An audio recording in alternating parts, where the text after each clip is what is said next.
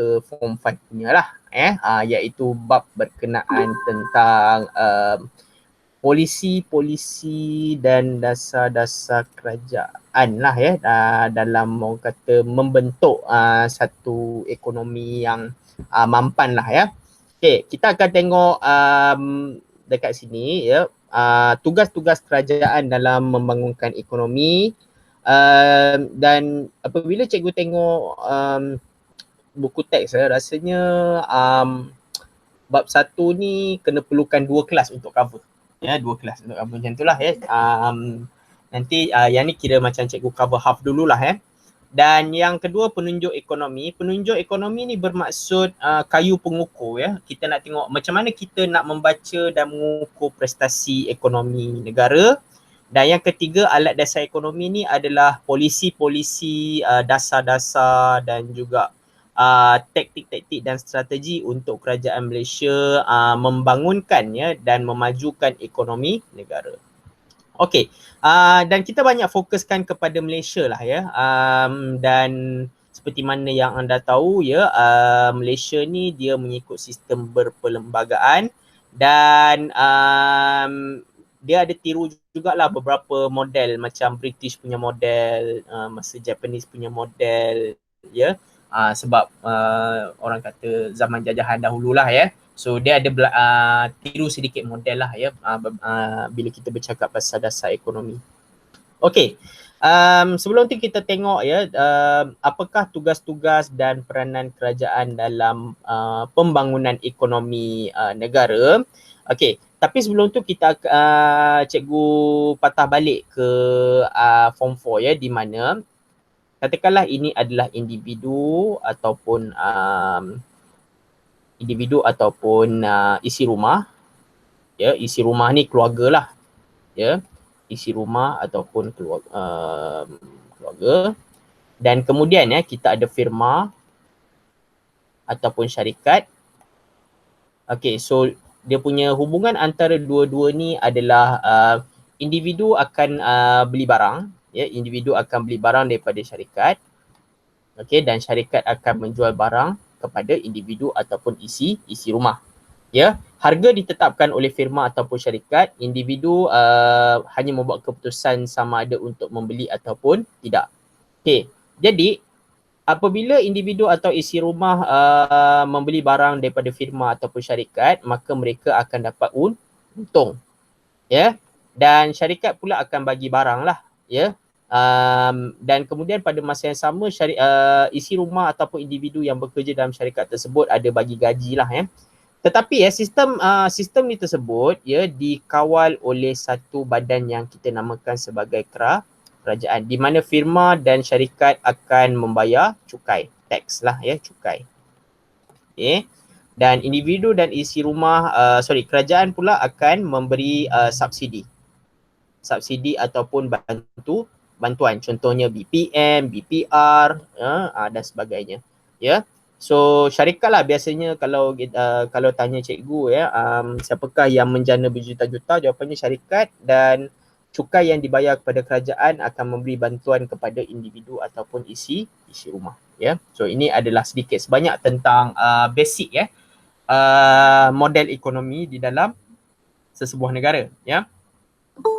Okey. Sekejap Okey, dalam peranan kerajaan, salah satu peranan kerajaan dalam ekonomi adalah menjelaskan peranan kerajaan sebagai pengeluar dan majikan. Ya, okey, dekat sini maknanya mereka yang mengontrol firma ataupun syarikat tersebut. Ya. Yang kedua, menjelaskan peranan kerajaan untuk mencapai objektif makroekonomi negara. Sebabnya kerajaan yang memandu Malaysia ya, memacu Malaysia ke arah negara yang maju. Yang ketiga, menjelaskan peranan kerajaan dalam mengawal selia pengeluar dan eksternaliti negatif. Ya, maksudnya mengawal selia ni bermaksud tidak ada dasar monopoli di antara syarikat. Monopoli ni bermaksud dalam industri tu dia yang conquer. Ya, macam contoh telekomunikasi. Sebelum ni TM je yang conquer. Tapi sekarang dah ada Maxis, Celcom, Digi. So tidak akan ada diskriminasi monopoli lah. Ya. Okey, yang keempat, menganalisis dan menghubungkan ketiga-tiga peranan kerajaan dan menjaga kebajikan masyarakat dan meningkatkan kemakmuran negara. Dia seimbangkan. Tidak ada diskriminasi yang kaya terlalu kaya dan yang miskin terlalu miskin. So tidak, kalau boleh tak ada gap lah kat situ. Ya. Okey, ini sepintas lalu cerita KPDN KK. Okey. Alright. Sesebuah negara memerlukan kerajaan untuk berfungsi sebagai pemerintah. Ya, salah satu fungsi kalau you belajar sejarah, kerajaan ni kebiasaannya adalah pemerintah dan mengurus tadbir. Ya, mengurus tadbir lah, urus dan mentadbir segala hal yang berkaitan tentang masyarakat setempat. Ya, baru-baru ni kes COVID-19 ya. Jadi peranan kerajaan ni adalah mengurus dan mentadbir krisis. Ya. Di mana salah satu krisis yang berlaku adalah krisis kewangan, ya, di mana pekerja kehilangan pekerjaan, ya, gaji tak dapat. Lepas tu dari segi barang-barang dah habis. Lepas tu mengendali krisis dari segi kapasiti hospital, ya, pusat kuarantin dan sebagainya. So jadi kerajaan inilah yang bertugas untuk mengatasi krisis tersebut lah, ya. Okey, yang kedua, peranan kerajaan sebagai pengeluar, berperanan sebagai pengeluar barang awam dan barang sosial dalam ekonomi. Okey, barang awam adalah barang yang dapat digunakan oleh seorang individu tanpa mengurangkan faedah penggunaan individu lain dan tidak boleh menghalang individu lain daripada menggunakannya. Ya, contohnya barang awam seperti parking, parking lot, ya, parking yang di bawah majlis bandaraya ataupun sekolah, hospital, tu semua barang awam tu. Ya. Maknanya barang yang boleh dikongsi, boleh diguna bersama. Ya. Okey, kadang-kadang boleh guna, boleh guna ya secara free dan sebagainya. Tasik, ya, taman tasik, benda-benda yang melibatkan harta kerajaan lah, ya. Melibatkan harta kerajaan, pasar raya, klinik kerajaan, ini sebagai contohnya yang boleh dikongsi bersama, barang awam. Masjid, ya. Okey, kalau barang sosial, ya, memerlukan perbelanjaan dan tindakan kerajaan untuk mengeluarnya, contohnya seperti air yang terawat, ya, rakyat cerik huruf, ya, elektrik, ya, barang elektrik dan sebagainya. Ya. Okey, loji pembersihan, ya. Okey. So kerajaan akan mengeluarkan duit lah untuk membiayai semua fasiliti yang ada. Okey, sekolah-sekolah yang you all duduk pun semuanya dibiayai oleh kerajaan jugalah, ya, for your info. Yang ketiga, monopoli semula jadi kerajaan, pengeluaran barang awam dan barang sosial seperti landasan kereta api, stesen jana kuasa memerlukan kos modal yang tinggi, hanya kerajaan sahaja yang boleh membelanjakan dan membiayai kos modal. Ya, contohnya landasan kereta api, jalan raya, ya, lepas tu apa lagi? Sungai, lepas tu macam-macam lah. Ya, okey. So kerajaan ni juga apabila pada masa yang sama mereka membelanja untuk benda-benda ni, itu adalah harta diorang. Jadi itu adalah monopoli bagi diorang. Okay. So kalau macam kes yang kereta api Belanga hari tu, ya, monorail Belanga hari tu, itu semua adalah tanggungjawab kerajaan sebabnya company LRT ni bukan dikuasai, dimiliki separuh, ya, oleh kerajaan, prasarana berhad, ya. Dalam kes kereta api tu yang orang kata mangsa-mangsa LRT tersebut boleh minta pampasan daripada kerajaan, ya, kerana prasarana dimiliki oleh kerajaan. Ya, sebab kereta api, fasiliti semua diorang yang sediakan. Ya, tu kita panggil GLC tu, ya, government link company. Prasarana adalah salah satu daripada syarikat berkaitan dengan kerajaan. TM, ya, Telekom Malaysia pun, ya, di bawah kerajaan juga. TNB, ya, Air Selangor, ya, dan sebagainya, ya.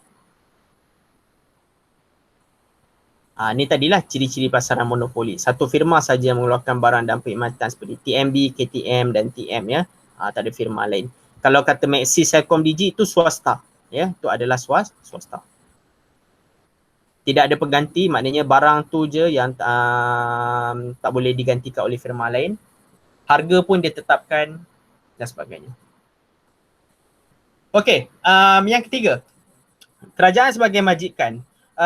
disebabkan kerajaan adalah pentadbir untuk sektor awam untuk dan berkhidmat untuk masyarakat, maka ada juga pekerja yang bekerja di bawah sektor awam. Contohnya seperti polis, cikgu, tentera, ahli bomba, ya, lepas tu sukarelawan, nurse di bawah hospital kerajaan, doktor, ya, tu semua adalah orang kata pekerja ataupun pekerja sektor awam lah ya, pekerja kerajaan ya. Okey. So mereka adalah mereka yang berbakti dan memberi khidmat ya, very good service kepada negara. Ya. Okey. So adalah bila diorang bekerja adalah allowance-allowance yang diorang dapat seperti allowance sara hidup, ya, pinjaman perumahan daripada kerajaan, pencen, cuti bersalin dan sebagainya. Ya, cikgu tak tahulah kalau ada parents you all yang bekerja kerajaan kan. Okey, diorang akan dapat benefit-benefit sebagai benda tu, ya. Okey, ni MRT punya case. Ada juga kes MRT yang konkrit jatuh kena kereta tu. Itu pun minta pampasan juga tu. Ya. Okey, mari kita tengok peran tapi sebelum tu ada apa-apa soalan tak? So far okey tak? Ada apa-apa soalan? You okey Okey. Alright. Peranan kerajaan untuk mencapai objektif makroekonomi negara. Okey, sebelum kita masuk ke perkataan makroekonomi, ekonomi ni terbahagi kepada dua, iaitu mikro dengan makro. Okey, mikro ni kecil. Mikro ni kecil kerana dia melibatkan individu dengan firma sahaja. Tetapi apabila masuk makro, dia besar, jadi dia melibatkan kerajaan dan juga antara negara. So bila form 5 ni kita lebih kepada makro lah, ya. Maknanya skop dia lagi besar lagi daripada mikro. Okey. Kerajaan merupakan salah satu ekonomi yang membuat keputusan ekonomi berbanding isi rumah dengan firma. Kerajaan melihat ekonomi dari sudut yang lebih menyeluruh. Macam tadilah bila kita tengok dekat bab yang depan tadi. Ni tadi. Ya, kerajaan ni ibarat dia menengok semua benda ni. Ya, firma dengan individu, ya. So mereka lah yang orang kata have a full power, ya, ada kuasa penuh ya terhadap membangunkan ya ekonomi negara. Okey, ini adalah antara objektif makroekonomi. Apa yang diorang nak capai untuk memastikan bahawa negara mampan dan maju pada masa akan datang. Okey, jadi ini kebiasaannya ditanyalah dalam soalan. Ya, yang pertama adalah guna tenaga penuh. Guna tenaga penuh ni bermaksud ni, kadar pengangguran yang rendah. Maksudnya kita tak nak ada isu di mana ramai yang tanam anggur. Tanam anggur ni bermaksud tak bekerja, tak minta nak kerja tetapi tak dapat kerja, kehilangan pekerjaan, ya, dan sebagainya. Tetapi bila kita bercakap pasal situasi Malaysia, tenaga kerja kita tak berapa nak penuh. Sebabnya negara kita ni kadang-kadang dibanjiri oleh parti pendatang asing. Ya, kerja dekat bahagian construction, pembinaan, kerja dekat pasar borong, kerja dekat situ sini dan sebagainya. Kita jarang menengok orang Malaysia lah bekerja di sektor-sektor berat macam tu. Ya, jadi kita nak bercakap pasal tenaga penuh ni, orang Malaysia lah ya, tak berapa nak penuh sangat lah. Kadar pengangguran pun masih berlaku lagi. Ya, 4% ni rendah, maknanya 96% ni yang bekerja, 4% ni yang tak bekerja. Ni dia tak kira yang biasanya dia kira berdasarkan 21 tahun ke atas lah, ya. Okey, ni tenaga penuh. Berkenaan tentang pengangguran lah maksudnya, ya. Okey, ni secara ringkas. Jadi apabila tenaga penuh bermaksud ramai yang bekerja, jadi produktiviti pun akan menjadi penuh. Bila produktiviti penuh, pendapatan pun akan menjadi baik. Bila pendapatan baik, masing-masing akan dapat gaji yang baik. Dan bila mendapat gaji yang baik dan inilah, perbelanjaan pun menjadi lagi banyak dan sektor-sektor industri pun akan meningkat naik juga, ya. Okey, mari kita tengok yang kedua. Ni impact dia. Apabila ramai yang bekerja, ya, bermakna yang menanam anggur lagi rendah lah, yang tak bekerja akan jadi lagi rendah. Kemudian keluaran negara pada tahap maksimum bermaksud mereka dapat menghasilkan macam-macam benda. Ya, buat kereta, buat makanan, ya, buat apa lagi, mesin, buat tu, buat ni, macam-macam. So apabila keluaran negara maksimum, pendapatan negara meningkat. Jadi kaya lah. Kemudian bila pendapatan negara meningkat, diorang dapat gaji yang baik, mereka berbelanja dan sebagainya, taraf hidup masyarakat meningkat daripada yang miskin menjadi sederhana dan daripada sederhana boleh menjadi kaya. Okey, yang kedua, ini memang selalu menjadi masalah, iaitu kestabilan harga. Masalah kestabilan harga berlaku apabila harga menjadi terlalu mahal. Ya, dalam sekelip mata lah. Ya, banyak kes lah ya, sebab cikgu pun berpengalaman dalam membeli barang-barang. Kadang-kadang cikgu boleh tahulah ya, harga barang yang naik. Harga rokok pun naik juga, boleh cakap macam itulah ya.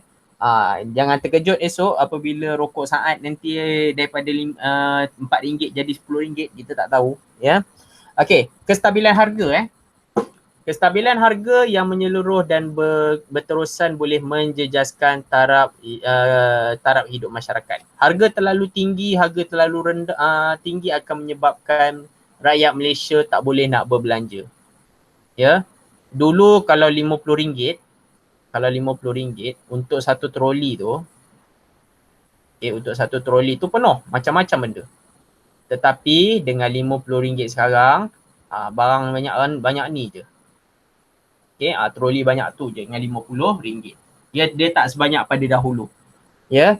So apabila tingkat harga umum secara berterusan, maka berlakunya inflasi.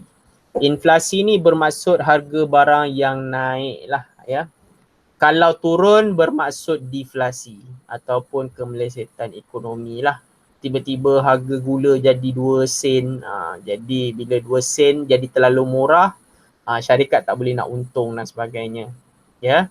Kemudian apabila kestabilan harga dapat menjamin kestabilan kuasa beli. Kuasa beli ni maknanya ada duit boleh beli macam-macam serta kos sara hidup pengguna dan masyarakat. Okey. Kestabilan harga inflasi dengan deflasi inflasi harga naik, deflasi harga jatuh Tapi kita tak nak harga terlalu berinflasi, sebab apabila harga terlalu berinflasi nanti masalah dia adalah mahal dan barang tak boleh nak beli sangat Okey. Yang ketiga ialah pertumbuhan ekonomi. Okey, pertumbuhan ekonomi berlaku apabila kita melihat kepada perubahan dalam tingkat keluaran negara. Okey. Macam mana kita nak tahu? Okey, ni cikgu bagi example Okey. Katakanlah pada tahun 2018 okey, ini cikgu bercakap pasal kereta Proton Proton. Okey, dulu pada tahun 2018 boleh menghasilkan sebanyak 10,000 kereta Proton. Dan katakan pada tahun 2019 oleh kerana ekonomi naik dan sebagainya, pertumbuhan pesat, maka Proton mampu untuk menghasilkan sebanyak 13,000 kereta. Dan menjual sebanyak 13,000 kereta. So apabila kita melihat kepada tingkatan keluaran, bermaksud daripada 10,000 ke 13,000 itu adalah menunjukkan satu prestasi yang baik. Okey, alright. Jadi pertumbuhan ekonomi lah maksudnya mengikut kepada pengeluaran. Pengeluaran maksudnya penghasilan Okey. Cikgu bagi satu lagi contoh. Katakanlah cikgu bagi contoh. Pertumbuhan ekonomi selain daripada kereta, katakanlah IKEA. Okey, dari segi jualan IKEA, katakan pada tahun 2019 dia mencatatkan sebanyak 1.5 bilion jualan Dan pada tahun 2020 oleh kerana pandemik dan sebagainya hanyalah 0.6 bilion.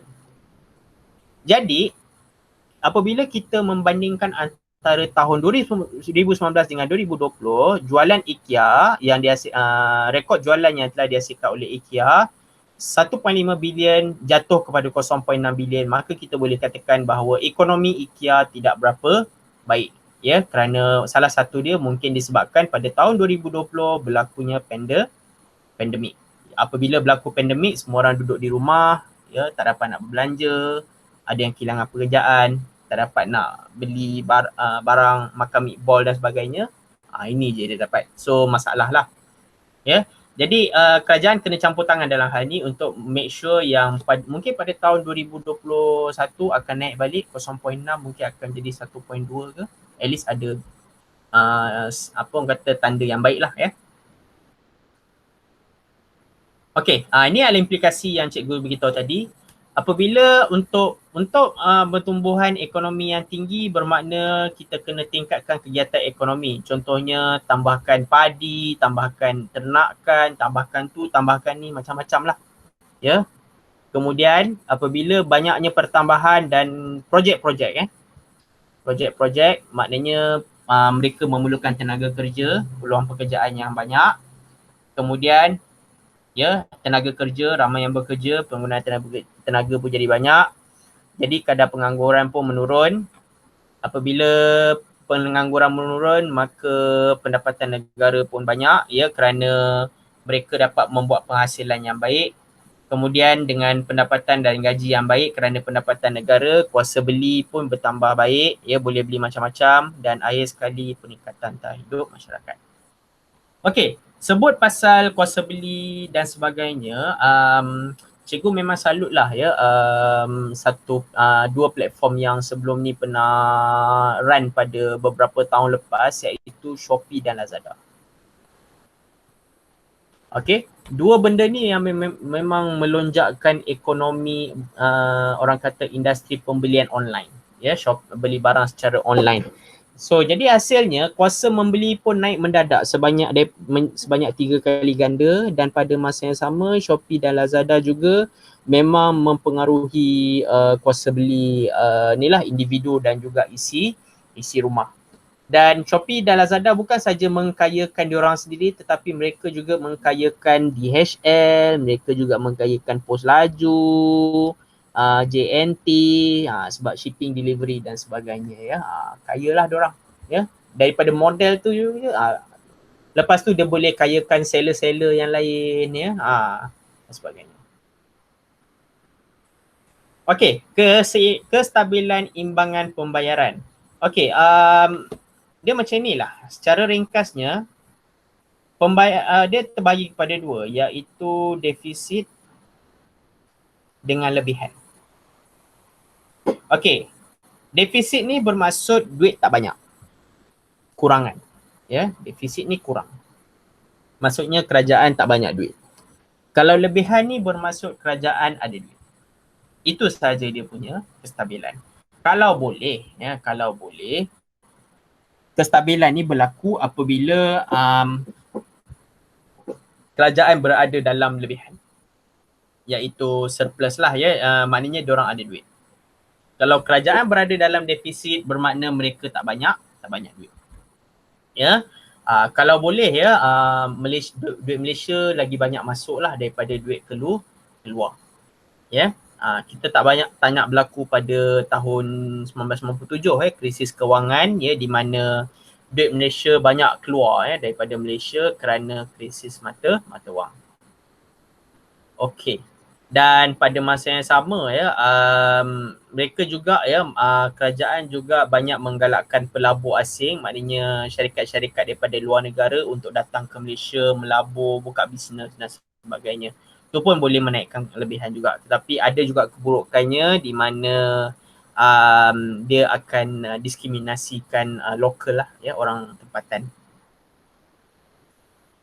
Okey. Jadi anda tengok dekat sini, kalau defisit, okey, apa impact pada defisit? Sekejap, ya. Okey, kalau defisit, impact dia adalah ekonomi merosot. Kalau lebihan, ya, dia akan tu je dia punya implikasi dia.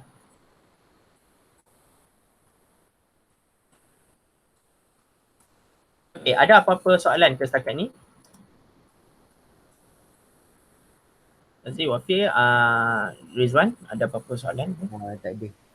Okey ya. Okey, kalau tak ada, kita rest minit sekejap ya. Kita akan masuk ke bab seterusnya. 1 minit saja ya. Minum je. Minit saja.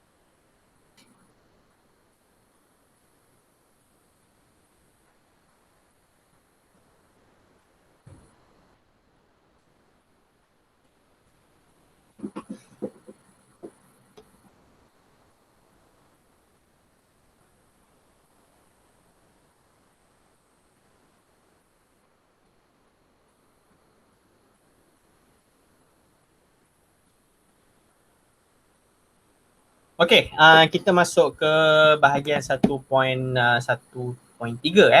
Okey, peradaan kerajaan dalam mengawal selia pengeluar dan eksternaliti negatif. Okey.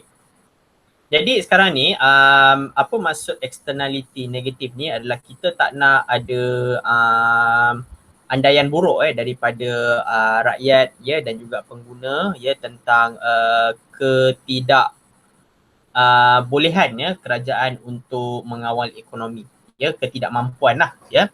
Okey. Matlamat firma dalam ekonomi adalah untuk memaksimumkan keuntungan. Ya, yang ini memang ada pada setiap firma lah, memaksimumkan keuntungan. Ya, kalau boleh untung sebanyak mana yang boleh. Ya, dari segi kos minimalkan lah ya. Oleh itu, aktiviti pengeluaran barang dan perkhidmatan firma mungkin menjejaskan kebajikan masyarakat dengan mengeksploitasi pengguna dan menimbulkan kesan eksternaliti negatif. Kalau anda rajin guna Facebook dan semuanya, kadang-kadang anda tengok pengguna ni kebanyakannya marah. Ya, harga cili naik daripada RM6 sekilo jadi RM12 sekilo. Marah tu. Ataupun eksploitasi pengguna ya, di mana hanya satu customer je boleh beli satu tong minyak masak contohnya ya. So kita tak nak ada orang kata persepsi negatif daripada pengguna, di mana mereka akan beritahu okey kerajaan kami memang marah tentang polisi anda untuk orang kata mengharamkan pembelian barang import contohnya. Nak beli Lotus Bischoff tak boleh. Dia suruh beli coklat tempatan je. Ya, so itu masalah. Dan benda ni menimbulkan kesan eksternaliti negatif lah ya. Maksudnya tanggapan yang sangat negatif. Pengeluar mungkin mengeksploitasi pengguna dengan menetapkan harga yang tinggi. Ini pun salah satu juga ni. Ya, harga yang sangat tinggi. Ya, dulu harga minyak masak dalam 5 kilo RM20. Sekarang dah naik RM28. Harga yang tinggi. So memang tak sihat lah ya, senang cerita memang tak sihat.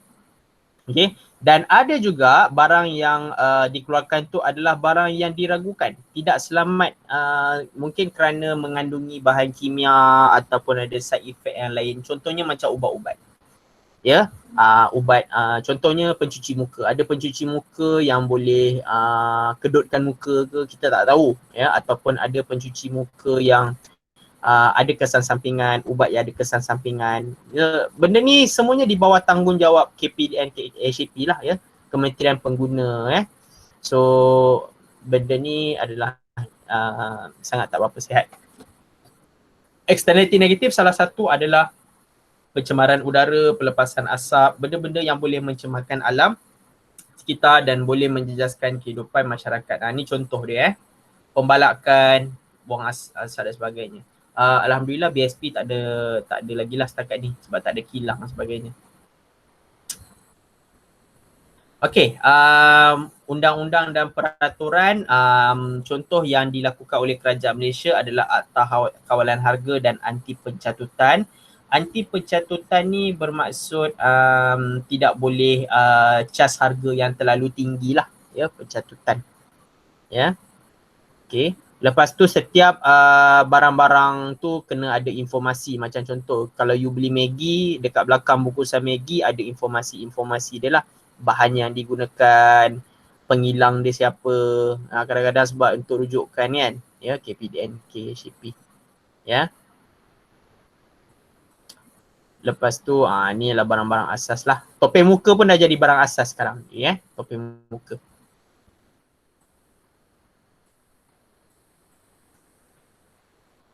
Okay, sometimes kerajaan juga ada melakukan opposite two things, dua benda yang berlawanan, iaitu harga maksimum dan dasar harga minimum. Cikgu tak pasti kalau you ada belajar form 4 sekarang ni, kita panggil sebagai harga lantai dan harga ceiling. Ni kita panggil harga ceiling. Harga ceiling adalah harga yang paling tinggi, dah tak boleh nak naik lagi dah. Ya, kalau naik pun tak boleh, ya. Dan dasar harga minimum ni kita panggil sebagai harga lantai, harga yang paling minimum lah. Ya, macam contoh harga rokok. Harga rokok ya untuk Dunhill katakanlah dalam 20 batang kan, tak boleh naik sehingga RM21. RM21 tu dah maksimum dah.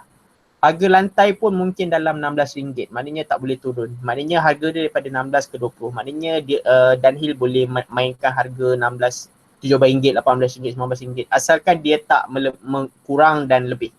So itu dia bermaksud harga maksimum dengan harga minimum, harga ceiling dengan harga lantai. Kuota pun sama ya. Kuota maknanya dia membenarkan pengguna boleh beli berapa. Macam cikgu cakap tadi lah. Satu rumah hanya boleh beli minyak masak dua tong contohnya. Ataupun satu rumah hanya boleh beli 2 kampik beras. Satu rumah hanya boleh beli 2 kilo gula. Tu kuota lah, maksudnya syarat yang nak dibeli lah. Kuantiti, mengikut kepada bilangan kuantiti tertentu. Lepas tu pada masa yang sama ada tarikh luput, cop sirim, sijil halal, macam lah ya. Okay. Itu semua peraturan tu ya. Itu semua peraturan. Okey, salah satu benda yang menarik juga untuk kita bincangkan kat sini adalah subsidi. Okey, subsidi ni adalah bantuan kewangan yang diberikan oleh kerajaan. Ya. Dari segi duit ataupun dari segi bukan duit. Ada macam-macam subsidi yang diberi. Contohnya subsidi minyak. Subsidi minyak ni bermaksud untuk nak isi minyak ada diskaun. Ya. Contoh katakan harga RON 97 iaitu RM2 5 sen. Kalau ikutkan harga asal RM2.5. Ya, harga asal. Jadi 45 sen ni adalah dia punya subsidi. Kerajaan yang tolong bayarkan subsidi. Okey, salah satu contoh subsidi lagi adalah klinik kerajaan ataupun klinik komuniti dekat belakang flat tu kan, klinik komuniti. Kalau pergi klinik swasta, ya, nak ubat demam ke ubat tu ubat ni semua kena bayar RM50. Tapi kalau pergi klinik komuniti RM1 je. Maknanya yang selebih-lebih tu adalah dibantu oleh kerajaan. Tu subsidi juga namanya. Ya. Ada barang-barang yang disubsidi, contoh harga gula, harga minyak, tu semua subsidi tu. Ya, harga beras, ya, semuanya adalah harga yang telah dikurangkan yang orang kata atas inisiatif kerajaan untuk membantu. Okey. Tujuan dia juga adalah untuk mengawal eksploitasi pengguna, maksudnya pengguna tak akan tersepit lah kerana telah dibantu oleh kerajaan. Ya, maknanya kuasa membeli mereka masih boleh terkawal lagi. Harga gas, harga minyak masak, gula tepung. Nanti you all tengoklah dekat bungkusan kampik beras tu, dia ada tulis harga subsidi kalau tak silap. Tengoklah kalau tak tengok contoh dia. Okey, kesan Misra Alam. Okey, cukai bila bercakap pasal cukai, semua orang kena bayar cukai. Individu kena bayar cukai, syarikat pun kena bayar cukai. Okey, kebiasaannya cukai yang ada adalah cukai pendapatan.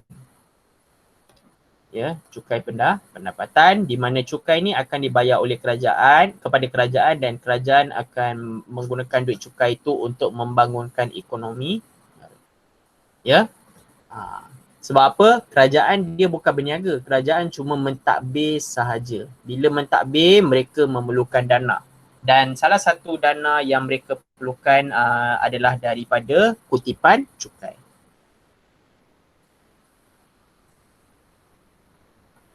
Ada cukai karbon lah, macam-macam. Cukai keamanan pun ada. Itu zaman dulu lah cukai keamanan. Ya.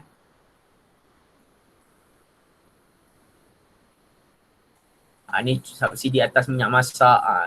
Tadilah cikgu dah cerita everything. Okay, 1.1.4, salah satu tanggungjawab kerajaan adalah untuk menjaga kebajikan masyarakat dan meningkatkan kemakmuran negara. Ya, kebajikan ni bermaksud tidak ada rakyat yang tertindas, ya, tidak ada yang terlalu miskin dan sebagainya lah. Ya, make sure di mana beza ya di antara kaya dengan miskin ya. Yang miskin boleh jadi sederhana, ya, yang sederhana boleh jadi kaya. Maksudnya diorang punya jurang tu adalah rapat, ya.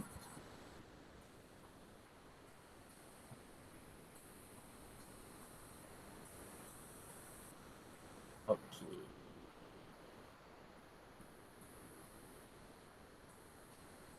Ni tadi kita dah dia ulang balik, basically dia ulang balik lah peranan kerajaan sebagai pengeluar. Kadang-kadang you boleh baca satu table ni terus sebagai rumusan, ya, yang ini.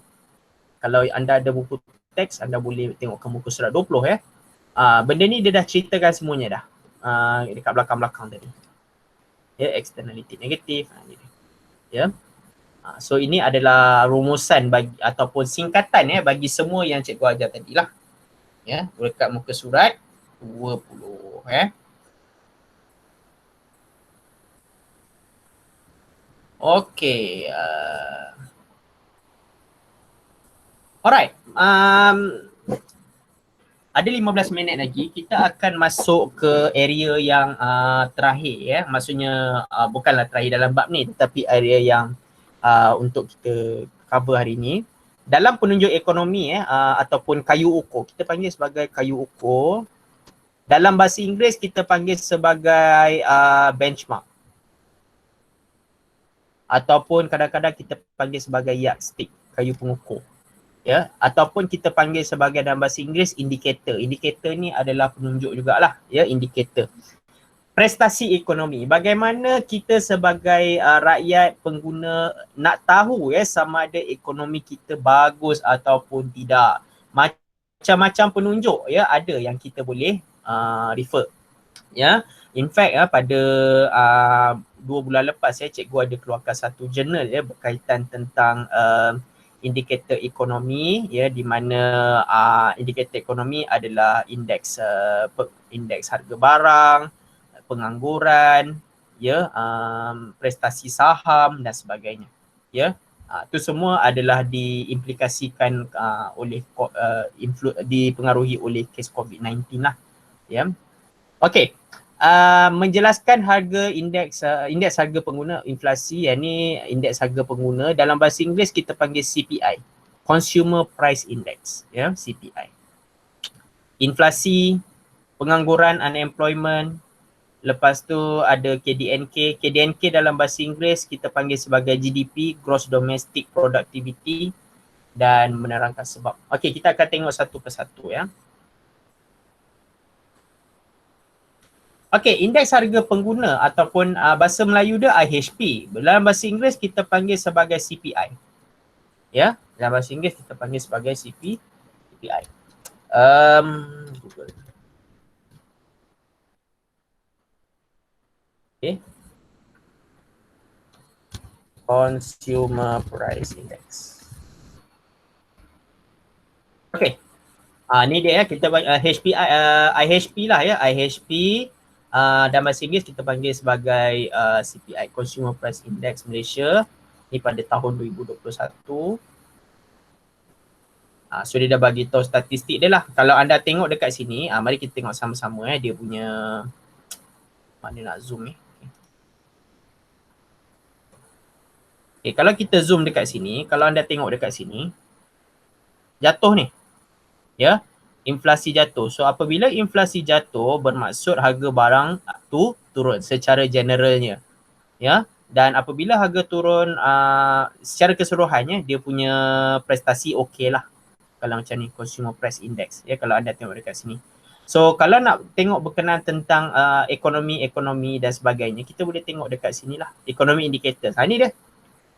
Economic Indicators ni adalah kita dalam bahasa Inggeris adalah penunjuk, bahasa Melayu penunjuk ekonomi. Ya, Economic Indicators. Ada banyak. Ya, ada beberapa kita boleh tengok lah. Ya, kalau nak cari by CPI pun boleh dan sebagainya. Ya.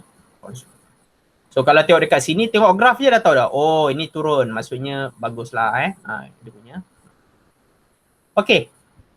CPI Indeks harga pengguna merupakan penunjuk ekonomi yang digunakan dalam mengkaji perubahan tingkat harga umum. Maknanya kenaikan dan penurunan harga. Ya, ada harga naik, ada harga turun. Ya, so dekat sini kita akan menggunakan harga purata. Kalau ada 1,000 barang, maknanya purata 1,000 barang. Ya, dia adalah dia punya list barang-barang tu semua. Ya, okey. Ini maknanya indeks ni terbagi kepada 12 bahagian makanan dan minuman, bukan alkohol, restoran hotel, pakaian kasut dan sebagainya. Ya. Okey, komunikasi. So, diorang campur-campur semua ni jadilah indeks harga pengguna. Walaupun harga makanan naik, tetapi yang ni semua tak naik, maksudnya masih lagi okey lah. Sebab apa? Dia akan tengok secara keseluruhan. Okey, dia ada tahun dasar dan tahun semasa. Okey, senang je nak tahu tahun dasar dan tahun semasa. Tahun semasa sekarang 2021, tahun dasar adalah 2020. Tahun dasar adalah tahun sebelumnya. Kalau kita nak kira tahun contohnya 2019, maknanya tahun dasar adalah 2018. Dia tahun dasar ni adalah tahun sebelumnya. Kalau bahasa Inggeris kita panggil sebagai kat sini base year. Tahun asas. Kalau tahun semasa adalah current year. Okay. Dia panggil kat sini P1. Kat sini dia panggil PO. So nanti, ya, P1 bahagi dengan PO kali dengan 100. Okay. Mari kita tengok contoh kat sini. Okay. Kalau anda tengok dekat sini, ya, daripada 2005, 87.7%, and then kemudian 90.9 sampailah 112.8. Okey, anda kena ingat asas adalah 100. So, kalau 87.7, kalau kita tekan kalkulator, 100 tolak 87.7 akan jadi 12.3. Maknanya tolak 12.3 bermaksud pada tahun 2005 harga turun sebanyak 12.3%. Maksudnya harga murah lah. Kalau kita bandingkan dengan yang ini, 112.8. Bermaksud 112.8 tolak dengan asas 100 iaitu 12.8. So 12.8%. Maknanya ke 12.8% barang-barang harga barang-barang tu naik.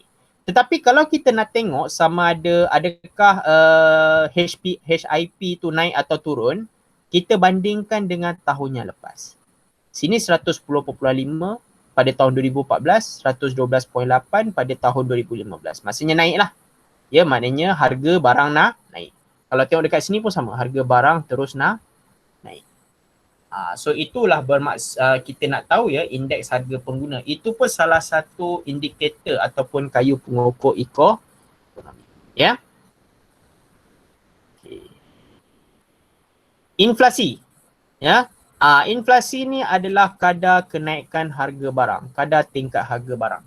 Okay, dia pengiraannya berdasarkan kepada IHP yang tadi. IHP tahun semasa bagi tahun sebelum. Okey, contoh yang tadi dekat atas ni, kita nak kira dua ni bermakna nak kira 2015 112.8 tolak 110.5 bahagi 110.5 kali dengan 100. So kalau kita tekan kalkulator, 112.8 tolak 110.5 bahagi 110.5 kali 100. Maksudnya inflasi dia adalah 2.08%. Inflasi kadar kenaikan harga adalah sebanyak 2.08%. Ya, kenaikan dia. Sama juga dengan yang ini, bawah ni, dia dah siap kira.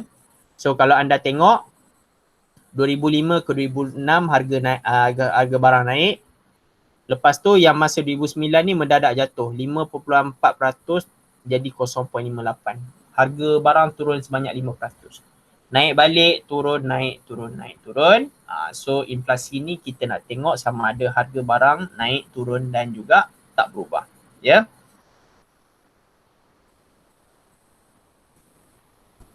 Okey. Cikgu teruslah ya. Okey, faktor-faktor yang menyebabkan inflasi ni cikgu bagi kat sini je. Okey, yang pertama inflasi berlaku kerana tarikan permintaan. Ini kalau kita belajar balik ke bahagian bab 2 permintaan. Apabila permintaan naik, harga pun akan naik sama. Ya. Ini bab 2 tingkatan 4 lah. Kalau inflasi tolakkan kos bermaksud ya harga naik kerana mengeluarkan kos yang tinggi.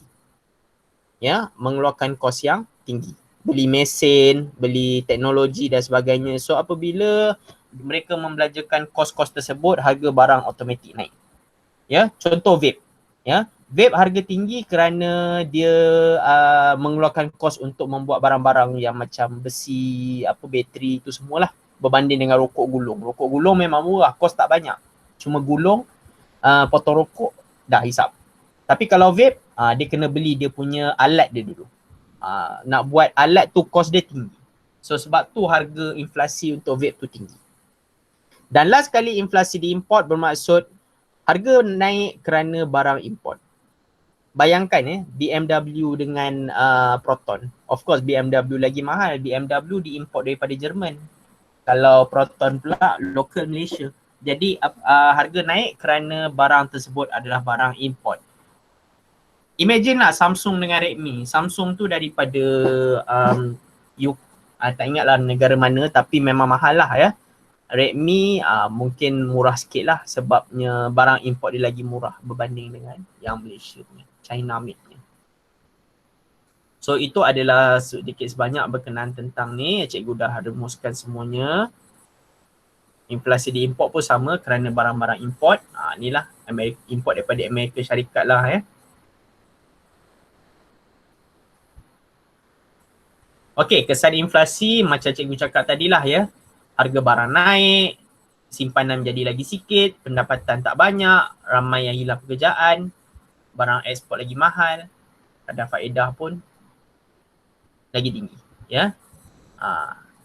Kos sara hidup pun akan menjadi lagi berosok. Inilah cikgu dah bagi contoh tadi. Dulu RM50 boleh beli macam-macam.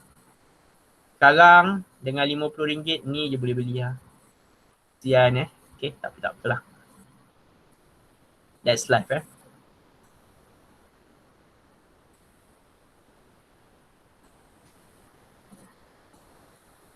Okay. Pengangguran salah satu orang kata kayu pengukur ekonomi.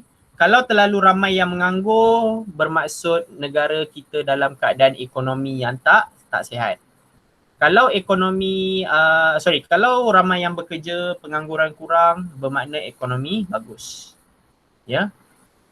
Tenaga buruh, tak kisahlah buruh office ke, kerja kilang ke, construction ke, asalkan mereka bekerja. Maksud pengangguran adalah mereka yang sedang aktif mencari pekerjaan tapi tak dapat kerja lagi. Ada yang kata dari 15 hingga 64, ada yang kata daripada 18, ada yang kata daripada 21. Itu bergantung kepada polisi negara masing-masing. Malaysia mengidentifikasikan pengangguran sebagai 18 tahun ke atas. 15 tak boleh, 15 sebab masih sekolah, PMR lagi. PT3. Ya, PT3 tak boleh lah bekerja. Kalau Indonesia umur 16 tahun boleh bekerja. Ya. Kalau Indonesia 16 tahun boleh bekerja. Ya. Kalau negara Arab Saudi 21. Contoh. Ya, ada negara lain, lain-lain negara ada lain-lain polisi pengangguran. Ya. Okey.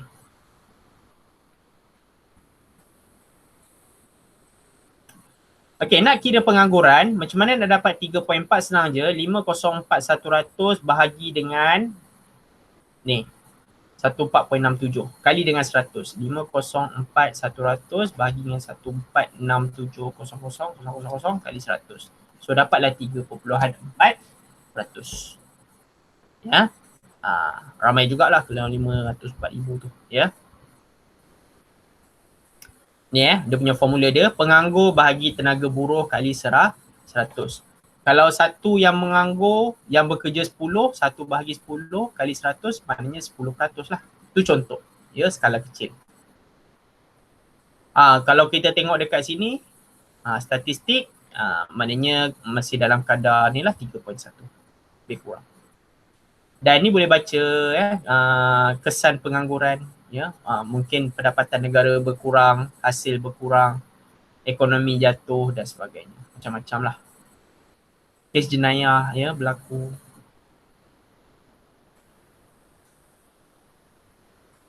Jenis pengangguran pun ada macam-macam, ya, pengangguran kitaran, berstruktur dan geseran, ya. Okay. Ada yang bekerja, ada dulu dia belajar engineering, lepas tu nak kerja sebagai jurutera tak dapat, lalas dia end up jadi kerja bank. Ada juga macam tu, ya. Lepas tu kalau ikut tahun dari tahun, memang ni lah, banyak peluang pekerjaan lah pada tahun semasa berbanding dengan tahun-tahun sebelum.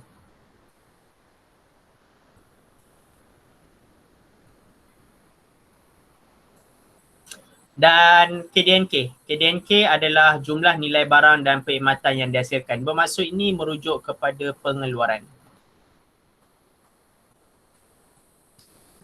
Makin banyak pengeluaran dan produktiviti, KDNK pun makin banyak. Dia pun kira dalam bentuk ni jugalah. Juta, RM1000 juta. Ini bermaksud, ya, daripada sini ke sini bermaksud pengeluaran lagi tinggi. Ya, macam cikgu cakap tadilah, salah satu contoh, kalau dulu Proton buat 10,000 kereta, sekarang dia boleh buat 25,000 kereta, contoh. Ya, Proton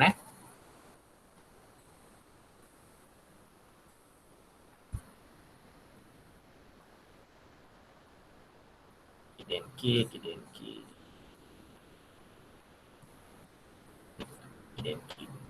Ni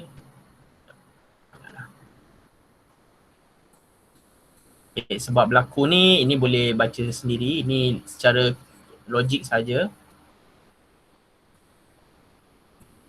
Temuan ekonomi.